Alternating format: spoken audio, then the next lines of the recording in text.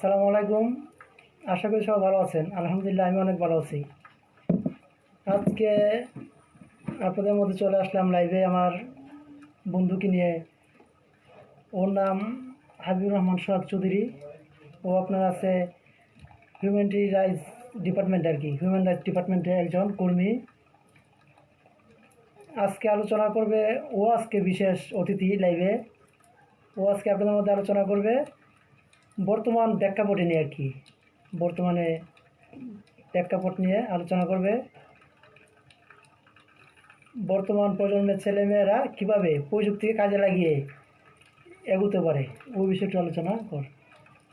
আচ্ছা, আসসালামু আলাইকুম সুপ্রিয় দর্শক, দেখো আশা করি আপনারা সবাই ভালো আছেন। তো আমার বন্ধু মির্জা রিয়াদ, সে আমাকে বেশ কিছুদিন ধরেই বলে আসছে যে তার কিছু কথা শেয়ার করার জন্য তার ফেসবুক আইডিতে বর্তমান প্রেক্ষাপটে নিয়ে সে আমাকে প্রশ্ন করেছে যে কীভাবে বর্তমান ছেলেমেয়েরা প্রযুক্তিকে কাজে লাগিয়ে এগিয়ে নিতে পারে। তো আমি বলবো স্কিল, যদি স্কিল থাকে তাহলে আপনারা সহজে এগোতে পারবেন। যদি মনে করেন আপনি স্কিল ছাড়াই এগোতে চান, তাহলে আপনি পারবেন না। ফার্স্ট আপনার স্কিল দরকার, ইচ্ছাশক্তি তো থাকতেই হবে। যদি ইচ্ছাশক্তি না থাকে তাহলে আপনারা কখনোই পারবেন না। ইচ্ছাশক্তি লেগে থাকা, আত্মবিশ্বাস ও চিন্তাধারা আপনাদের এগুলো থাকতে হবে। এরপরে আপনার বিভিন্ন বিষয় নিয়ে লার্ন করতে পারেন। লার্ন করার পরে দেখা গেছে যে কোন কোন বিষয়ে আপনি কী করতে চাচ্ছেন। যেমন আপনি সাইবার সিকিউরিটি করতে পারেন, অথবা ফ্রিল্যান্সিংয়ের জন্য আপনার ভিডিও গ্রাফিক্স আছে। তারপর আপনার অনেক ফ্রিল্যান্সিং সেক্টরটা অনেক কিছুই, এখান থেকে আপনারা জানতে পারবেন কিভাবে আপনারা নলেজ ক্রিয়েট করা যায়। আর ফার্স্ট অফ নলেজ আপনার প্রয়োজন হবে আপনাকে স্কিল অ্যাচিভ করাটা। একটা ভালো একটা মেন্টর যে যে আপনাকে শেখাতে পারবে, আপনি খুঁজে নেবেন যে আপনার আশেপাশে কার থেকে ইজিলি আপনি শিখতে পারবেন, এমন একটা মেন্টর ধরবেন, অথবা একটা কোচিং বা যেখান থেকে তা আপনার শিখতে পারবেন। যেমন ক্রিয়েটিভ আইটি আছে, তারপর আপনার নলেজ আইটি আছে, অনেক কিছুই আছে। তো ওখান থেকে আপনারা শিখে নিতে পারবেন গুগল ইউজ করে। তো এখানে প্রশ্ন হচ্ছে যে অনেকেই প্রশ্ন করে যে গ্রাফিক্স করে কি আমি কিছু করতে পারবো। আজকে আমাকে একজন বলছিল যে গ্রাফিক্স নাকি ফিউচার কোনো ভ্যালু নেই, গ্রাফিক্সের ফিউচার কোনো ভ্যালু নেই। তো আমি তাকে জিজ্ঞেস করলাম কেন ভ্যালু নেই। সে বলল যে এখন এআই দিয়ে নাকি সব কিছু করা যায়। হ্যাঁ, রাইট, এআই দিয়েই করা যায়। যদি এটার কারণে যারা আপনার যে খুবই দুর্বল মাইন্ড মানুষ, তারা কিন্তু এআই ব্যবহার করে খুব সহজেই আপনারা গ্রাফিক্স বা ওয়েবসাইট, তারপর এভরিথিং, মোট কথা আপনি যা যা বলবেন সেখান থেকে সেগুলো করতে পারেন। মনে করেন যে আপনি একটা ওয়েবসাইট ডেভেলপ করতে চাচ্ছেন, এখন আপনার অবশ্যই কোড এখান থেকে আপনার এঙ্গেজ করা লাগবে। তখন আপনি এটাকে কি বললেন যে এআইকে বা প্রশ্ন করলেন যে আমি এই সফটওয়্যারটা বানাতে চাই, তো কী কী সফটওয়্যার এর মধ্যে থাকবে সেগুলো আপনি দিবেন। যেমন মনে করেন আপনার একটা ক্যাটাগরি দিবেন, সেগুলো তাকে ইনফরমেশন দিবেন, সে অনুপাতে সে আপনাকে একটা কোড তৈরি করে দিবে। সেই কোডে যখন আপনি কি কোডটা পেলে কি আপনি কি ওয়েবসাইট তৈরি করতে পারবেন, বা একটা সফটওয়্যার তৈরি করতে পারবেন, বা একটা গ্রাফিক্স করতে পারবেন? আমি বলবো না। আপনাকে এভাবে হোস্টিং জানতে হবে কীভাবে করতে হবে, তারপর আপনাকে এটাকে আপনার কীভাবে কাস্টমাইজ করতে হবে সেটা জানতে হবে, তারপরে এটাকে কন্ট্রোল করবে কীভাবে সেটা আপনাকে জানতে হবে। তারপর যদি আপনি এটা না জানেন আর যদি বলেন যে এআই দিয়ে সব কিছুই হয়ে যায়, তাদের জন্যই হয় যারা এআই বুঝে। আর যারা এআই বুঝে না তাদের কিন্তু বলবে যে এটা কিছুই না। সো আমি কাজে বলবো যে আপনারা বর্তমান ফ্রিল্যান্সিং সেক্টর আছে, এখান থেকে হিউজ টাকা আর্ন করা পসিবল। তো অনেকে আমরা হতাশ হয়ে যাই, যে হতাশ হওয়া যাবে না, মনের মধ্যে ইচ্ছাশক্তি থাকতে হবে। যদি আপনার উইল পাওয়ার না থাকে তাহলে আপনি কখনোই কিছু করতে পারবেন না। একবার হোঁচট খেয়েছেন, আপনি আবার উঠে দাঁড়ান, তাহলে আপনি সফল। আর যদি সফল না হতে চান তাহলে আপনি ব্যর্থ হয়ে যদি পড়ে থাকেন যে আপনি ব্যর্থই। এই যে ফর এক্সাম্পল আমি একটা কথা বলতে পারি যে কোনো এক বিজ্ঞানী যে একটা ইঁদুরের প্রতি মানে এক্সপেরিমেন্ট চালায় আর কি। তো একটা ইঁদুরকে সে একটা মানে চৌবাচ্চার মধ্যে মানে ছেড়ে দেয়। তো ছেড়ে দেওয়ার পর দেখা গেল যে ওই পানিটার মধ্যে যে ইঁদুরটা 15 মিনিট পর্যন্ত সে মানে জীবিত রইল আর কি। মানে অনেক চেষ্টা করছে, সে ওঠার জন্য বাঁচার জন্য অনেক চেষ্টা করছে, কিন্তু পারে নাই। তো 15 মিনিটের মধ্যে মারা যায়। তখন সে আবার চিন্তা করলো যে আচ্ছা আবার এক্সপেরিমেন্ট করি। তো ওই কথা বলে যে সেটা তো মরে গেছে 15 মিনিটের মধ্যে। তো আবার যখন 15 মিনিটের আগেই ওই বাচ্চার মানে ইঁদুরটাকে তুলে ফেলছে, ইঁদুরকে তুলে ফেলার পর তখন দেখছে যে এটা পারে, মানে এটা এখন সুস্থি মানে জীবিত আছে। তো এই সেম ইঁদুরটাকে আবার পানিতে ফেলছে।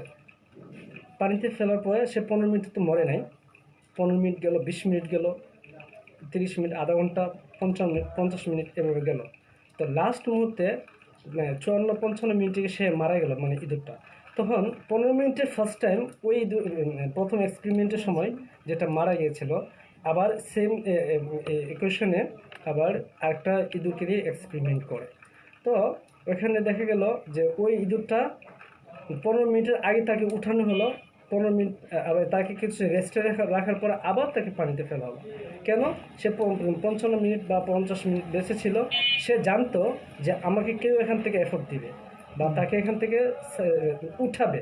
সে মাথার মধ্যে চিন্তাটা ছিল যে আমাকে যখন কেউ উঠাবে, ওই ইচ্ছা শক্তিও তার মধ্যে ছিল, বেঁচে থাকা বা তার ভিতরে একটা আত্মবিশ্বাস ছিল আমাকে কেউ এখান থেকে উঠাবে। তো সে 55 মিনিট পর্যন্ত লিড করতে পারছে। তো আমাদের মধ্যে এরকমই যে আমরা অনেকেই যাওয়ার আগেই হেরে যাই। যে কোনো কিছু হারার আগে অবশ্যই বিশ্বাস থাকতে হবে। আর বিশ্বাস করে হেরে যাওয়া হচ্ছে বিশ্বাস না করে হেরে যাওয়া হচ্ছে, বিশ্বাস করে হেরে যাওয়াটা অনেক ভালো। তো আমি বলবো আপনাদের ভিতরে যারা মানে চিন্তা ভাবনা করেন যে আমার দ্বারা কিছু হবে না, অবশ্যই আপনাদেরও অনেক কিছু হতে পারে। ফার্স্ট আপনার মানে you have to need first will power. যদি আপনার উইল পাওয়ার না থাকে তাহলে আপনি কখনোই আপনাদের কিছু হবে না। আপনার ব্রেনকে যা ইনস্টল দিবেন সে কিন্তু আউটপুট দিবে, মানে যা ইনপুট দিবেন সে কিন্তু তাই আউটপুট দিবে। তো আপনারা সব সময় আগে যে নিজের অ্যাক্টিভিটিসের উপরে মনোযোগ দিতে হবে। আপনি ব্রেনকে যেটা বলবেন যে তুমি পারবে, তাহলে সে সেটা পারবে। আর তুমি যদি বলো যে তুমি সেটা পারবে না, তাহলে তুমি পারবে না। মানে এটা তোমার মানে মাইন্ড মানে সাবকনসিয়াস মাইন্ড আর কি, যেটা বলা হয় যে তুমি যেটা বলবা তোমার ব্রেন সেটা শুনবে। মানে তোমার মন যেটা বলবে তোমার ব্রেন সেটা শুনবে, আর ব্রেন যেটা শুনবে মন সেটাকে ইগনোর করবে। মূল কথা যে তুমি সব সময় যেটা মন চাইবে সেটা করবে না, ব্রেনে করবা। যে অনেক সময় ভালো কাজটা কিন্তু অনেকে করতে চায় না। কারণ কেন করতে চায় না? যেমন আমরা খারাপটা কিন্তু স্ট্রং পাওয়ার থাকে, মানে নেগেটিভের পাওয়ার থাকে সবসময়, আমরা জানি।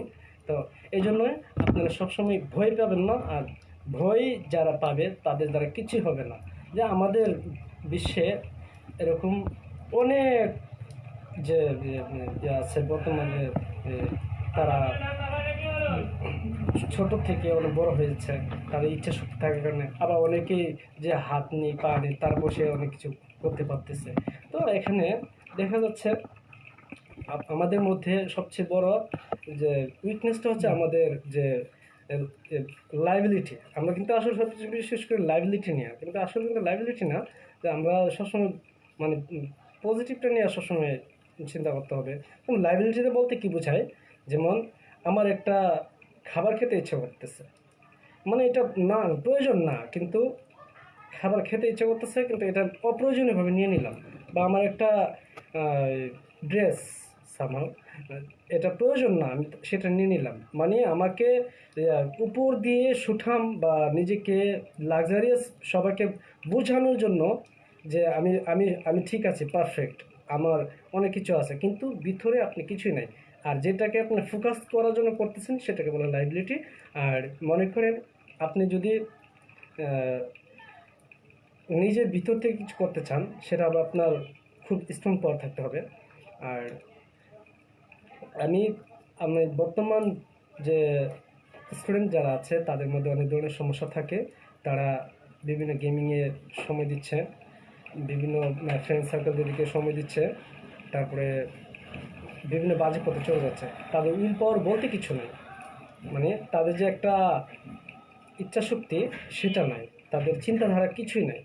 সব সময় আমাদের একটা টার্গেট থাকতে হবে, পজিটিভ থাকতে হবে। যদি এটা না থাকে তাহলে আমাদের কিছুই হবে না। মানে মোট কথা লক্ষ্য ছাড়া, যেমন লক্ষ্যহীন নৌকা যেদিকে চায় সেদিকে চলে যাবে, লক্ষ্যহীন তরি কোনো দিকেই মানে স্থির বা সঠিক গন্তব্যে যেতে পারে না। তো আমাদের সবসময় চিন্তা করতে হবে যে আমাদের লক্ষ্যটা, আর লক্ষ্যটাকে চিন্তা করি ওই লক্ষ্য অনুপাতে আমাদের কাজ করতে হবে।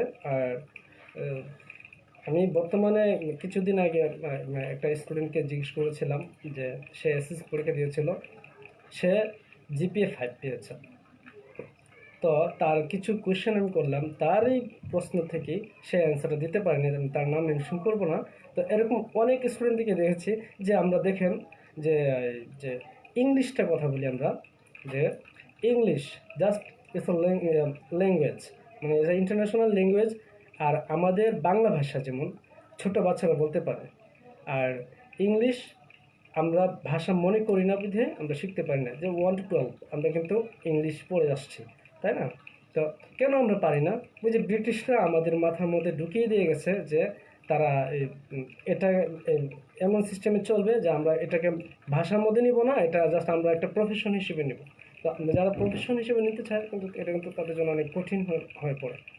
তো আমি বলবো যে যেটাই লার্ন করবেন সেটাকে অবশ্যই মানে ইজিলি মনে করে নিতে হবে।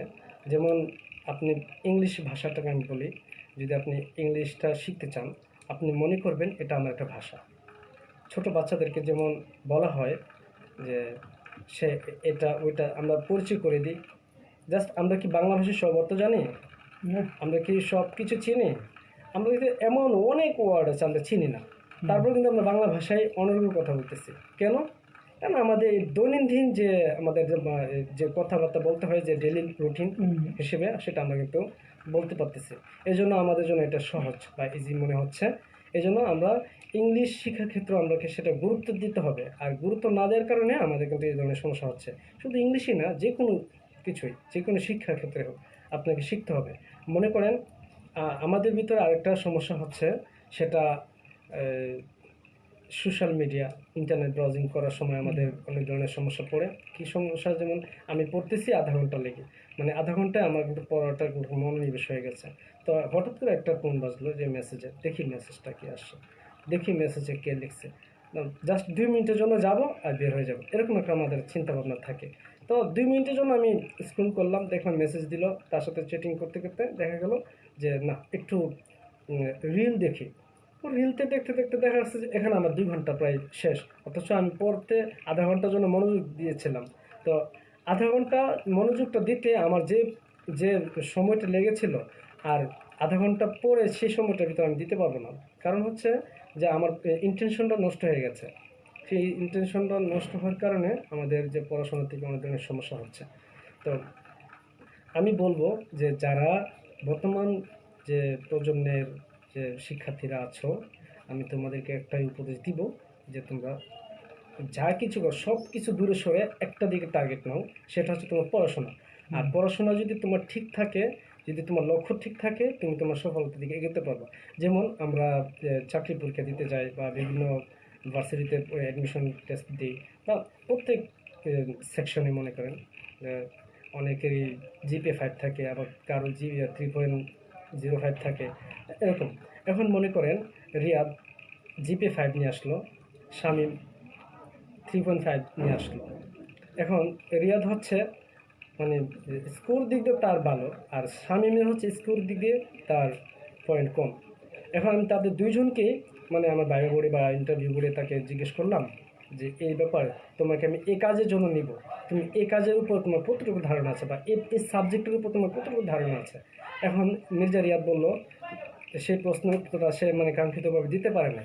আর ওইদিকে শামীম 3.05 বা 3.50 পেয়েও সে আমাকে তার রাইট অ্যান্সারটা দিতে পারছে। এখন আমি কাকে নিব? ডেফিনেটলি আমি শামীমকেই নিব। তাহলে আমাদের মধ্যে এটা একটা প্রবলেম যে আমরা কপি পাস করে বা যেভাবে হোক আমরা সার্টিফিকেটটাকে অ্যাচিভ করি, কিন্তু আসলে ভাই সার্টিফিকেট মুখ্য বিষয় না। মুখ্য বিষয় হচ্ছে তোমার জ্ঞান, তোমার অর্জন, তোমার স্কিল। এগুলো যদি তোমার ঠিক থাকে তাহলে তুমি অবশ্যই এগুলা করতে পারবে আর এগোতে পারবে। লক্ষ্য ফিক্সড করতে হবে তোমাদের। লক্ষ্য যদি ফিক্সড না থাকে তাহলে তোমরা এগোতে পারবে না। পড়াশোনার মধ্যে মনোযোগী হতে হবে। পড়াশোনার মধ্যে মনোযোগী না হলে তোমরা মানে সার্টিফিকেট দিয়ে ভাই কিচ্ছু হবে না। যদি তোমার সার্টিফিকেট ভ্যালুয়েবল না হয়, তুমি প্রোফাইল করতে পারবে কিন্তু স্ট্রং স্কিল নাই, তুমি কিছু করতে পারবে না। আমি বলছি না যে পড়াশোনা করো না, অবশ্যই তোমাকে পড়াশোনা করতে হবে। যদি তুমি উচ্চ লেভেলে যেতে চাও তোমাকে অবশ্যই পড়াশোনা করতে হবে, আদারওয়াইজ তুমি কিছু করতে পারবে না।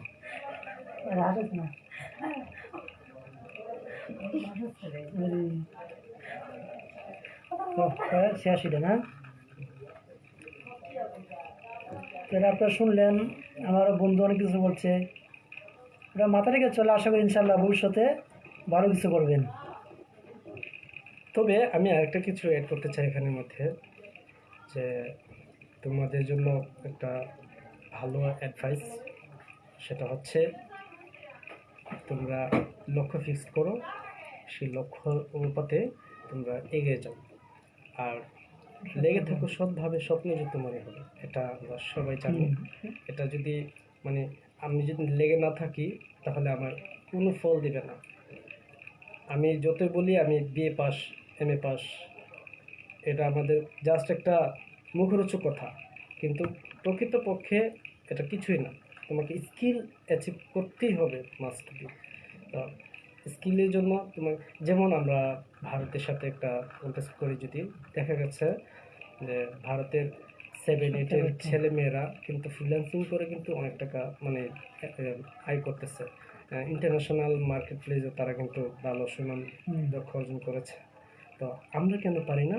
আমরা তাদেরকে ভয় ভীতি দেখাই যে না, তোমাকে দিয়ে এটা হবে না, আমাকে দিয়ে এটা হবে না।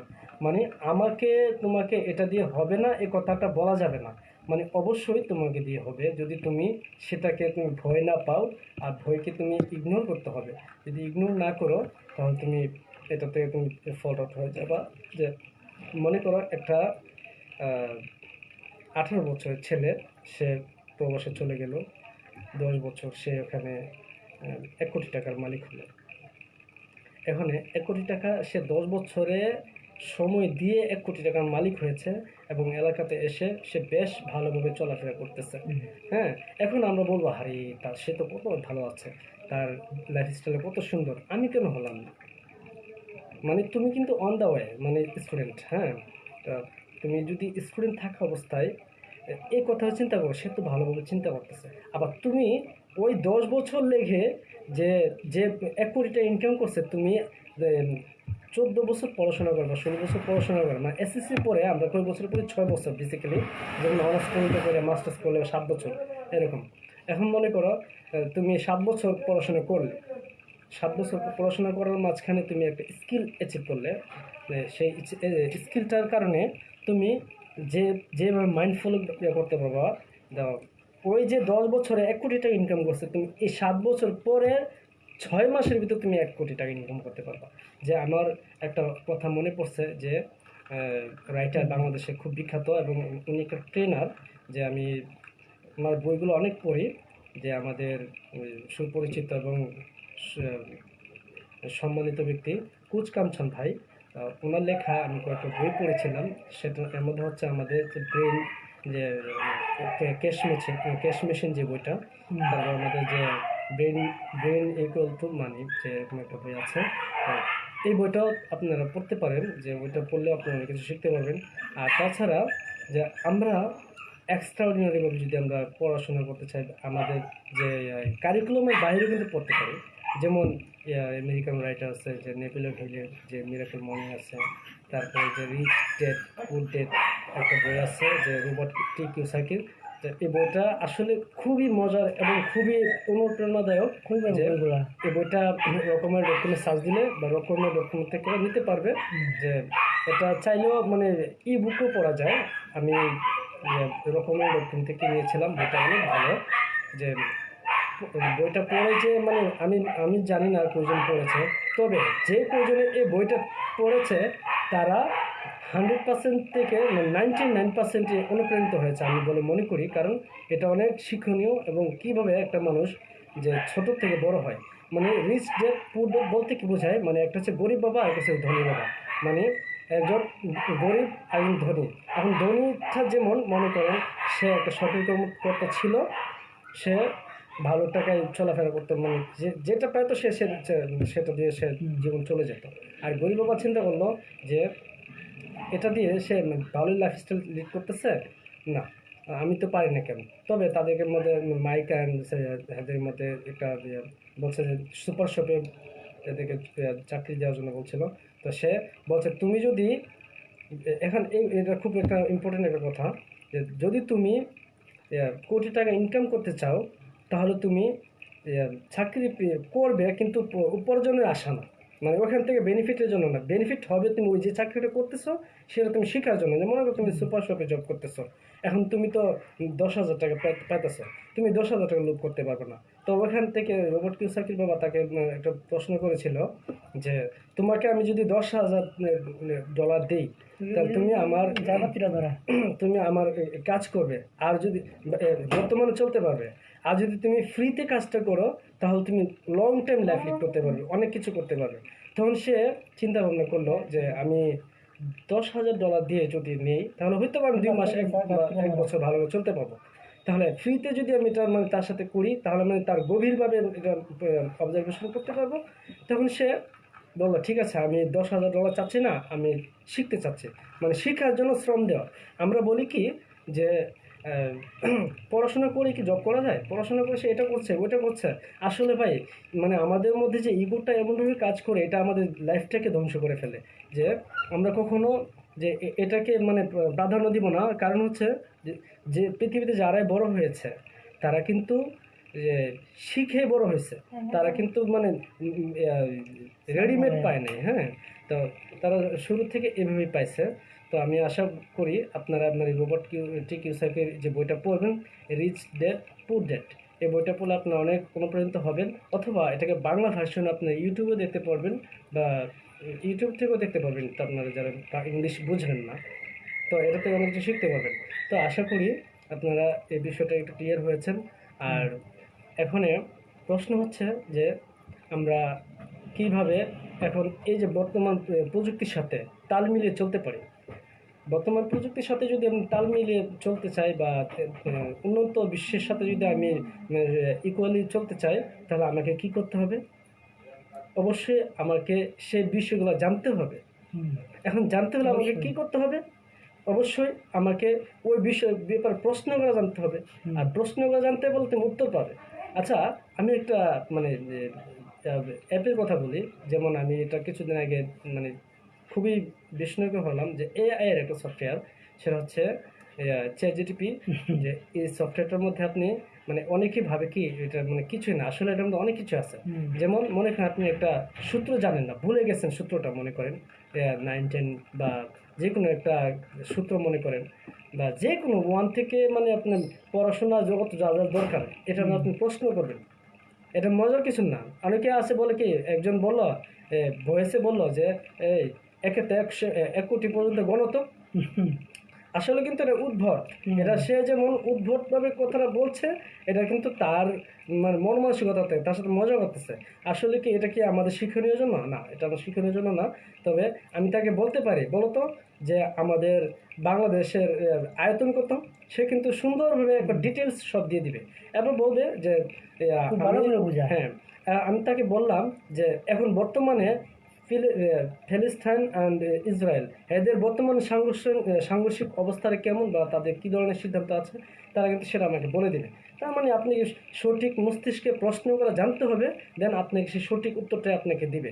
আপনি যা ইচ্ছা মনে করেন শিক্ষণীয় বিষয় আপনি সেখানে আপনি মানে সার্চ বা টাইপ করলে আপনাকে এখান থেকে সে আপনাকে সার্ভ করবে। আশা করি আপনারা এগুলো খুব সহজেই করতে পারবেন।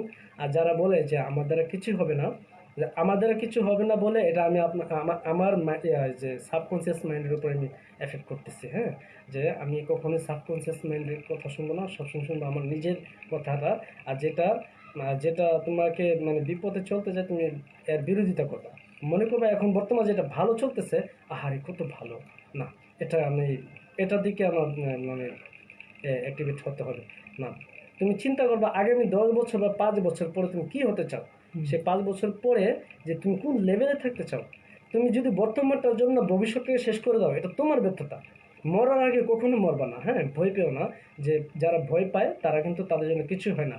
আমি আমার লাইফেও আমি অনেক ধরনের সমস্যার সম্মুখীন হয়েছি, যে আহ, আমি প্রতারিত হয়েছি। আমি প্রায় বিজনেস অনেকগুলো করেছি। তো যদি আমি এগুলো না শিখতাম, যদি সাহস না করতাম, তাহলে কিন্তু আমি কিন্তু সেই এইগুলো এক্সপিরিয়েন্সগুলো হতো না, বা সেই সাহসটা পেতাম না।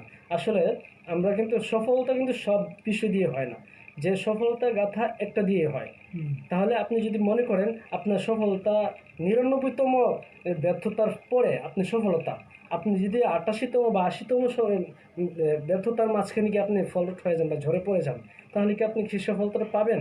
তার মানে আপনার স্বপ্ন এখানেই ব্রেক। হ্যাঁ, আর যদি মনে করেন যে না, কি আছে আমি দেখে নিব, মানে ইটস এ উইল পাওয়ার। যদি আপনার উইল পাওয়ার না থাকে তাহলে আপনি কখনোই পারবেন না। আর যদি আপনি চিন্তা করেন না আমি শেষ পর্যন্ত যাব, ওই যে লাস্ট পর্যায়ে গিয়ে যে আপনার সাকসেসটা ওখানে আপনার জন্য আটকে আছে, সেটা হচ্ছে আপনার সাকসেস। এই পৃথিবীটা হচ্ছে মানে পরীক্ষা ক্ষেত্র। যেমন আমরা আবার বিজনেস হচ্ছে যুদ্ধক্ষেত্র বা ব্যাটল, মানে বিজনেস ইজ এ ব্যাটল আমরা বলি। যে যারা বিজনেসটাকে যুদ্ধ মনে করে বিজনেস থেকে ছিটকে পড়ে যায়, তাদের জন্য বিজনেস না। আবার যারা যুদ্ধটাকে মেনেই সে বিজনেসে নামবে, আমি মনে করব তাদের জন্য সাকসেস, তাদের জন্য মানে একটা সুন্দর ভবিষ্যৎ, এবং তাদের জন্য মানে অফুরন্ত মানে লাক্সারিয়াস। হ্যাঁ, তো আমি বলবো যে কোনো কিছুতে ভয় পাওয়া যাবে না। আমি আজকে ব্যর্থ হয়েছি, আমি কালকে ব্যর্থ হয়েছি, না, এই ব্যর্থতাকে কখনোই আপনি দুর্বলতা ভাববেন না। এই ব্যর্থতাকে আপনি শক্তিশালী করে তুলতে হবে। আর সেই এই ব্যর্থ থেকে আপনার সেই শক্তিটা আসবে। হ্যাঁ, কীভাবে? মনে করেন আমি একটা রাস্তা ভুল করেছি, সেই ভুল রাস্তা থেকে আমি কীভাবে আসবো? আবার আমি যদি বলি যে এই রাস্তাটা আমার ভুল, তাহলে আমি কি এখান থেকে থেমে যাব? না, আমি বলবো যদি এখান থেকে থেমে যাই, তাহলে আমার সামনের রাস্তাটা আমার জন্য মানে স্টপ হয়ে যাবে, মানে সফলতার দোয়ারটা আমি নিজেই বন্ধ করে দিয়েছি। হ্যাঁ, তো আমি কি করব? যে এখান থেকে আবার মানে রিস্টার্ট করব। রিসেট না, কখনোই রিসেট করবে না। রিসেট বলতে কিছু নাই আমাদের লাইফে, রিসেট বলতে কিছু নাই। হ্যাঁ, আমরা বলি না যে এখন থেকে হেরে গেছি, না আবার ওখান থেকে মানে আবার নতুন করে শুরু করব। না, তুমি যেখান থেকে ঝরে গেছো সেখান থেকে শুরু করো। মনে করো তোমার পিছনের রাস্তাগুলো তোমাদের জন্য একটা তারা ওকে। হ্যাঁ, হ্যাঁ। আচ্ছা, এটা হারাত এটা কমেন্ট করছে দি আচ্ছা হৃদয়। হৃদয়, তুমি পরে আচ্ছা, এগুলো মানে এখন কমের দিকে ঝোঁকা যাবে না। তো ঠিক আছে, কথা বলিস না। আচ্ছা, সরি, আসলে মানে একটু আমরা মজা করতেছিলাম। এক বন্ধু কমেন্ট করছে আর হ্যাঁ, কি। আমার এক বন্ধু কমেন্ট করেছিল এক friend যে একটা comment করছে। দাড়ি কোথায়।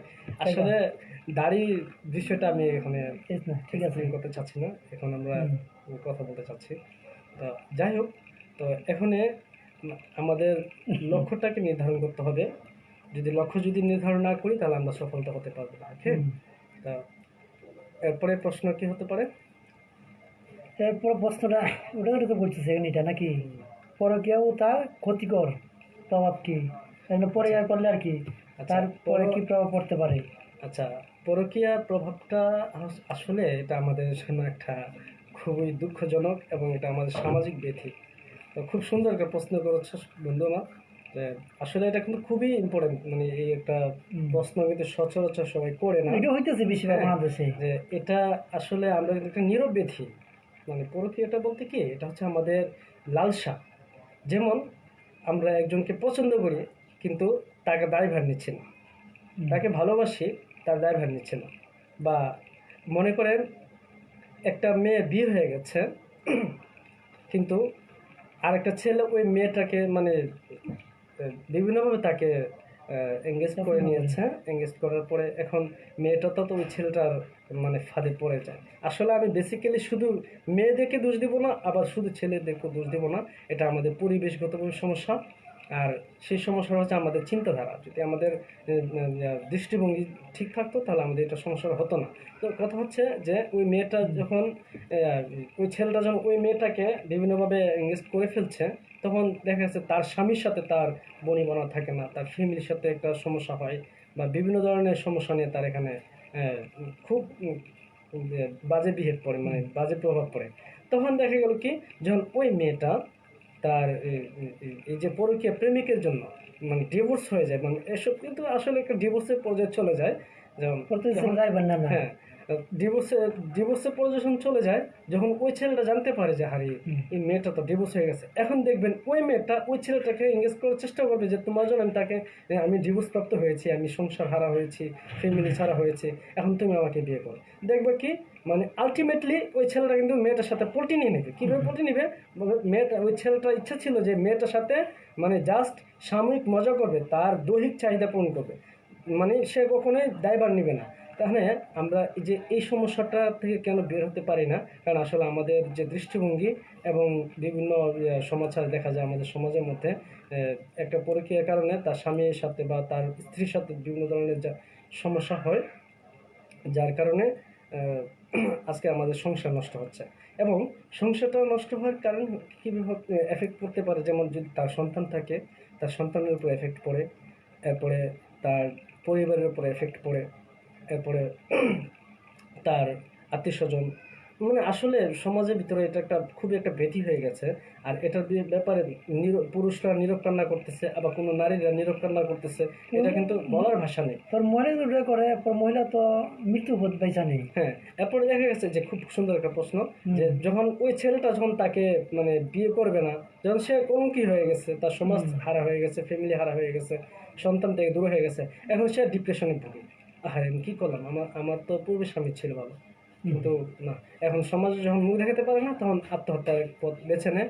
অথবা স্ত্রী যখন এই বাজে কাজ করে, তার স্বামী এটা সহ্য করতে পারে না, আর সহ্য না করতে পারলে মারা যায়। স্বামী অনেক সময় ওই স্ত্রীকে মানে বিভিন্নভাবে মানে এটা মানে বুঝতেই পারছেন, তাকে অনেক সমস্যা করে ফেলে আর কি। তো এটা বলা যাবে না, ফেসবুক স্ট্রাইকের কারণে বলা যাচ্ছে না, এই জন্য অনেক দিনের সমস্যা হয়। তো আমি বলবো যে পরকীয়া এটা কখনোই সমাধান বিষয় না। স্বামী যতই খারাপই হোক, তার স্বামী স্বামী। হ্যাঁ, তবে ঠিক আছে, একটা জিনিস আমরা যখন ধৈর্যের বাইরে চলে যায়, সেটাকে আমরা কখনোই মানে ভালো বলতে পারি না।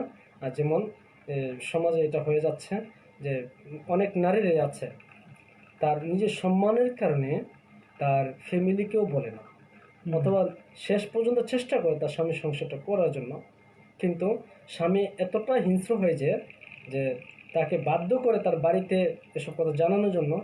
আবার যখন এই এই তার কথাটা বাড়িতে জানাবে, তখন তার বাবা মা, ভাই বোন, আত্মীয় স্বজন বলবে যে আচ্ছা চলে, তোকে আবার অন্য জায়গায় বিয়ে দিয়ে দিবে।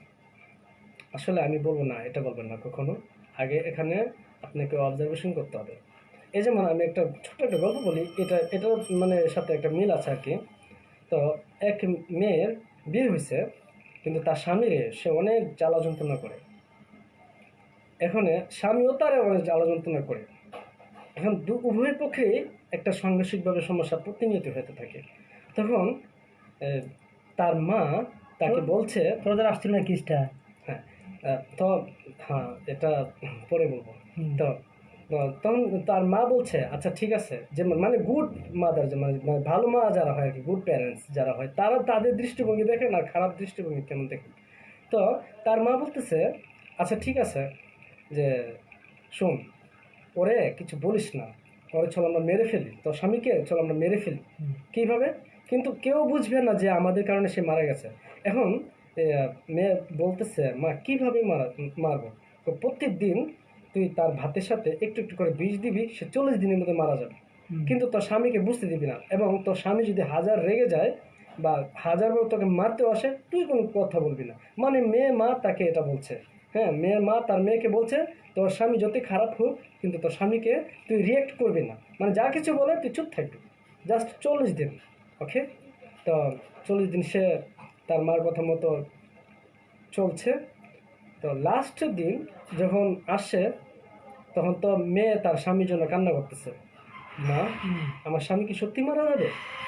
তো হ্যাঁ, তো মা আমার স্বামীকে বাঁচানো যায় না, দেখো না আমার স্বামী এখন আমার সাথে খারাপ আচরণ করতেছে না, কয়েকদিন ধরে খুব ভালো চলতেছে।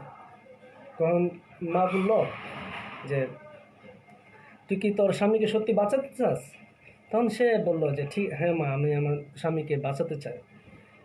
তো এখন তো আর কোনো প্রথম বাঁচার মতো কোনো উপায় নাই।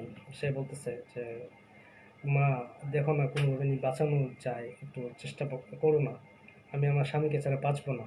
ওই দেখেন 40 দিন আগে বলছিল তার স্বামীকে সে নিজে মেরে ফেলবে, হুম, আবার 40 দিন পরে এসে বলতেছে মা, স্বামীকে কি বাঁচানো যায় না?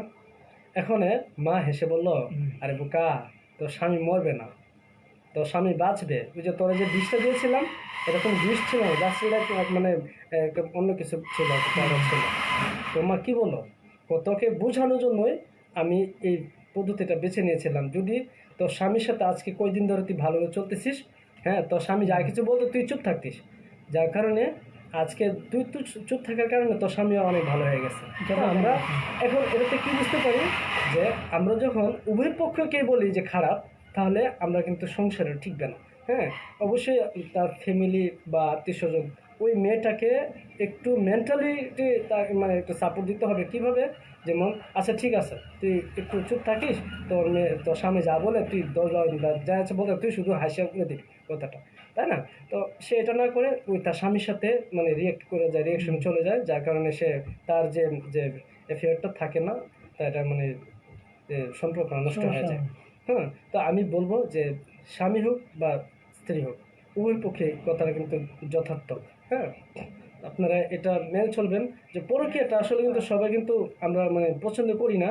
যেমন মনে করেন আর স্বামী যখন দেখতে পারে তার স্ত্রী বা তার ওয়াইফ কারোর সাথে সম্পর্ক করতেছে বা লাগামভাবে চলাফেরা করতেছে, ওই স্বামীটা কিন্তু সহ্য করতে পারে না। কেন করতে পারে না? এটা হচ্ছে তার এটা একটা পুরো প্রকাশ হচ্ছে তার স্বামী তাকে প্রচুর ভালোবাসে। আর ভালোবাসার বহিঃপ্রকাশ কি? তাকে সন্দেহ করবে, তাকে মানে কোনো জায়গায় যেতে দিবে না, তুমি এইভাবে চলো ওইভাবে চলো, না তুমি এভাবে চলতে পারবে না, তুমি তোমার এই বন্ধুদের সাথে চলতে পারবে না। ব্যাস মানে আমরা এটা মানে অনেক মেয়েরা এটা মানতে পারে না। হ্যাঁ, আমাকেও তো সন্দেহ করে, দেখবা দড়ি বেশি টায়ার দিয়ে কিন্তু ছিঁড়ে যাবে। মানে আসলে সন্দেহ করাটা কিন্তু এক ধরনের ভালোবাসা, কিন্তু আমরা সেটা বুঝতে পারি না। আর অনেক সময় যদি না বোঝার কারণে আমাদের অনেক সময় দেরি হয়ে যায়, যার কারণে আমাদের সেই সংসারটা টিকে না, অনেক আছে মানে এমনি দুজনে সন্দেহ দুই করে। প্রান্তে চলে যায়। যেমন আমার সবচেয়ে বেশি কষ্ট লেগেছিল যে 2024 সালের মাঝামাঝি না 23-এর দিকে সম্ভবত, তো আমাদের অফিসে একটা মেয়ে ডিভোর্স হয়েছিল। ডিভোর্সটা কি, ওই যার সাথে ডিভোর্সটা হয়েছিল তারই মেয়ে মানে ইন্টার ফার্স্ট ইয়ার কি সেকেন্ড ইয়ারে পড়ে। এখন মেয়ের সামনে বাবা মার ডিভোর্স হচ্ছে। এখন আমি দেখলাম তাদের মধ্যে স্বামীটা অনেক অজস্র কান্না করতেছে, মেয়েটার মধ্যে কোনো ধরনের যে একটা যে অনুতপ্তের ভাব, সেটা মানে কোনোভাবে প্রকাশ পাওয়া যায়নি। এখন যে 10 লক্ষ টাকা কাবিন ছিল, এখন আমরা তার কাবিনটা সে সাইন করতেছে, মনে হচ্ছে সে খুবই আনন্দিত, মানে 10 লক্ষ টাকা সামনে। আবার এদিকে তার মেয়ের কথা সে একটা চিন্তা করলো না, যে আমার যে একটা মেয়ে আছে 18 বছর 16 বছর, আমার মনে করেন 15 বছর, ইন্টারমিডিয়েট পড়ে 17-18 বছর হয়। তো এই মেয়েটা থাকা অবস্থায় সে কিভাবে পারলো তার স্বামীর সাথে মানে ডিভোর্স হওয়ার জন্য? এর পিছনে রয়েছে অনেক বড় রহস্য। যখন আমরা এটা উদ্ঘাটন করতে যাই, গিয়ে দেখি কি, যে মেয়েটা যে তার স্বামীকে অনেক দুঃখ দিত, তার মেয়ের স্বামীর সাথে ওই তার বন্ধুর সাথে ঘুরতে যেত। তার যখন স্বামী যখন বাধা দিত, তখন তার স্বামীর ধরে মানে অ্যাটাক করতো আর কি। তো লাস্ট পর্যায়ে এটা বাধ্য হয়ে সে এটা কিন্তু করেছে। এখন কিছুদিন পরে এটা জানতে পারি কি, ওই যে 10 লক্ষ টাকা নিয়েছে আর যার কাছে নিয়ে দিচ্ছে, সে টাকাটা কিন্তু ওই ছেলে নিয়ে চলে গেছে। হ্যাঁ, এখন বলেন তো, যে যে মেয়েটার সাথে তার ডিভোর্স হয়েছে, তার 17-18 বছর একটা মেয়ে ছিল, এখন তাদের যে যে চিন্তা ভাবনাটা এবং তাদের যে পরিস্থিতিটা কেমন ছিল, এখন সে একটা বছর চিন্তা করছে? আমি বলবো না, এর মধ্যে প্রধান কারণই থাকে ছেলে। আর ছেলেরা যদি তার ওই যে মেয়েটাকে যদি একটু অ্যাপ্রোচ করতো, তাহলে কিন্তু আর এই ধরনের সমস্যাটা হতো না। যার কারণে আমরা এই সমস্যার মধ্যে অনেক দেরি করে ফেলি। আমরা কখনোই এভাবে কাম্য না, যে আমরা চেষ্টা করব আমাদের ছেলে মেয়েরা কাদের সাথে মিশতেছে, কাদের সাথে যাচ্ছে, আমরা কোন ছেলের সাথে কোন মেয়ের সাথে কথা বলতেছে। হ্যাঁ, এগুলো থেকে আমরা সবসময় চিন্তা করব। তবে কোনো ছেলেই বা কোনো মেয়ে জন্মগতভাবে অপরাধী হয় না। অপরাধী হয় তার পরিবেশ, তার তার পাড়া প্রতিবেশী বা বন্ধুদের সাথে মিশে। সে দেখতে হবে সে কার সাথে মিশতেছে, তার বন্ধুকে। তার বন্ধু যদি বুঝতে হবে সে বন্ধু তাকে ভালো চায় কিনা। যদি সে তার ভালো চায়, তাহলে অবশ্যই তার মানে সর্বোচ্চ আধা ঘন্টার সময় নেবে। আর যে বন্ধু মনে করবে যে যা বাসে যে কি করবি, আয় ঘুরতে যাই, আচ্ছা চল আজকে এটা করি ওইটা করি, ওই যে ছোট থেকে যে মানে তার একটা যে হ্যাবিট তৈরি হয়ে গেছে, আস্তে আস্তে তো এরকম কিন্তু আমাদের যে নেগেটিভ সাইডে চলে যায়। আর নেগেটিভ কিন্তু খুবই শক্তিশালী হয়, আমরা জানি যে আমরা মন চাইলেও আমরা সেটাতে ফিরে আসতে পারি না। তবে একটু কাউন্সিলিং করলে কিন্তু সেটা মানে ভালোভাবে আসা যায়। যদি আমাদের পরিবারের মধ্যে অনেক সময় কাউন্সিলিং থাকে না, তার ছেলে কোন দিকে যাচ্ছে, তার মেয়ে কোন দিকে যাচ্ছে, এটা আমরা কিন্তু খেয়াল করি না। হ্যাঁ, আমার মেয়ে এদিকে যাচ্ছে, আমার মেয়ে তো ভালো যাচ্ছে, কলেজে পড়াশোনা করতেছে, মানে এখন যে সে কার সাথে মিশতেছে সেটা কিন্তু আমরা দেখি না। এজন্য আমরা আমাদের ছোট থেকে আমাদের ছোট ছেলে মেয়েদেরকে গাইডলাইন করতে হবে এবং তাদের পরিচর্যা করতে হবে এবং তাদের অবজারভেশন রাখতে হবে সে কাদের সাথে মিশতেছে, যাতে মানে সে মাদকাসক্ত না হয়ে যায়। আর মাদকাসক্ত আমাদের সমাজে সবচেয়ে বড় একটা ব্যাধি। মানে পরকীয়ার পরে যদি কোনো একটা থাকে, পরকীয়াটা হচ্ছে আমাদের নীরব ব্যাধি। আর পরকীয়া পরকীয়া আর মাদকটা হচ্ছে আমাদের একটা স্বাস্থ্যবিধি এবং সামাজিক একটা বিধি, এটা যেমন রাষ্ট্রীয় বিধি এটা। মাদক নিয়ে অন্য সময় আলোচনা করলে হ্যাঁ, তবে আমরা যেহেতু আজকে স্বল্পতার কারণে আমরা আজকে মাদকের বিষয়টা কথা বলতে পারিনি, ইনশাল্লাহ আগামী কোনো এপিসোডে সে বিষয় নিয়ে আমরা কথা বলবো। আর আমার কথা বলার মধ্যে অনেক মানে ভাষা সামঞ্জস্যতা থাকতে পারে, আপনারা আমাকে ভুল ভ্রান্তি নিজ গুণে ক্ষমা করবেন। আমি আসলে এতটা মানে স্কলারও না যে আমি বর্তমান প্রেক্ষাপটকে এটা নিয়ে আমি আলোচনা করেছি। তো যাই হোক, আমি মোহাম্মদ হাবিবুর রহমান সোহাগ, ইন্টারন্যাশনাল হিউম্যান রাইটস, আমি একজন অফিসার পদে আছি। সেখান থেকে আমি যারা সমাজ অধিকার নিয়ে বঞ্চিত থাকে, তো তাদেরকে আমি মানে আমার ইচ্ছা থেকে মানে আনঅফিসিয়ালিও আমি তাদেরকে সাপোর্ট করে থাকি। যেমন অফিসিয়ালি যেটা হচ্ছে, যেমন কোনো বড় ধরনের কোনো মামলা মোকদ্দমা হলে সেটা অফিসিয়াল তারা হ্যান্ডেলিং করে। আর যেমন কোনো কাউন্সিলিং করার প্রয়োজন থাকে তাহলে আমি সেটা কাউন্সিল করি। যাদের কোনো ধরনের সমস্যা মনে করেন যে একটা মানব অধিকার নিয়ে আপনি কোনো সমস্যা পড়েছেন, বা আপনার যে জমি জমা বা বা কোনো মিথ্যা মামলা হয়রানি হয়েছেন, বা কেউ আপনাকে হ্যারাসমেন্ট করতেছে, বা আসলে মানে যে কোনো অধিকার বঞ্চিত কোনো সমস্যা যদি কাউন্সিলেট করতে চান, যে আমি আপনাকে কনসালটেন্ট করব, সেই হিসেবে আপনি আমার সাথে যোগাযোগ করতে পারেন। আমার বন্ধু মোহাম্মদ রিয়াদ, তার আইডিতে আপনি যোগাযোগ করতে পারবেন। আর আপনার বিস্তারিত আপনি কমেন্ট বক্সে জানাবেন। আর ভিডিওটি জনগণের স্বার্থে এবং ভালোর স্বার্থে এটা একটু শেয়ার করে দিবেন। আর ফেসবুক পেজটা আপনার ফলো এবং লাইক দিয়ে রাখবেন, যাতে পরবর্তী ভিডিওগুলো আপডেট আপনারা পেতে পারেন। আমি এই মুহূর্তে বিদায় নিচ্ছি, আপনার সবাই শুভকামনা করছি, আপনারা সবাই ভালো থাকবেন। আসসালামু আলাইকুম ওয়া রাহমাতুল্লাহি ওয়া বারাকাতুহু। ঠিক আছে, সবাই ভালো থাকবেন। আসসালামু আলাইকুম। কোনটা দিন